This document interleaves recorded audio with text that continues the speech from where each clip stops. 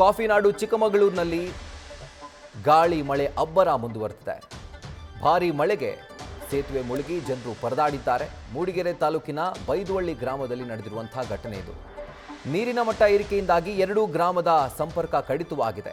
ಹೇಮಾವತಿಯ ಅಬ್ಬರಕ್ಕೆ coffee ಅಡಿಕೆ ತೋಟ complete ಆಗಿ ನೀರಿನಿಂದ ಜಲಾವೃತವಾಗಿದೆ. ಕಾಫಿ ನಾಡು ಚಿಕ್ಕಮಗಳೂರಲ್ಲೂ ಕೂಡ ಮಳೆಯ ಆರ್ಭಟ ಮುಂದುವರೆದಿದೆ.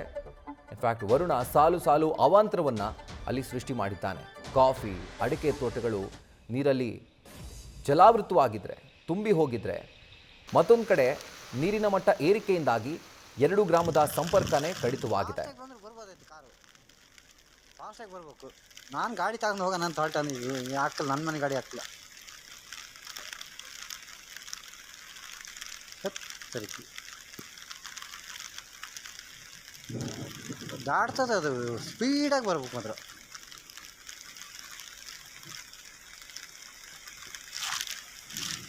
ಎಲ್ಲ ತುಂಬೋಗಿದೆ ಸಂತಾನ. ಈಗ ಎಷ್ಟು ಸುರಿತಾ ಇದ್ದಾರೆ ಬಾಯಿಗೆ ಮುಳುಗಿದ್ದು. ಹಾಂ, ಈಗ ಇಷ್ಟು ಕಡಿಮೆ ಆಗಿತ್ತು. ಈಗ ನಾನು ಈಜಿಗೆ ದಾಟಿದ ಮೇಲೆ ಜಾಸ್ತಿನೇ ಬಂತಲ್ಲ.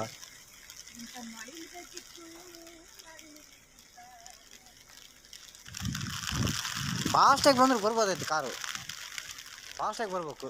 ನಾನು ಗಾಡಿ ತಗೊಂಡು ಹೋಗ ನಾನು ತೋಟ ಹಾಕಲ್ಲ, ನನ್ನ ಮನೆ ಗಾಡಿ ಹಾಕಲ್ಲ. ಸರಿ.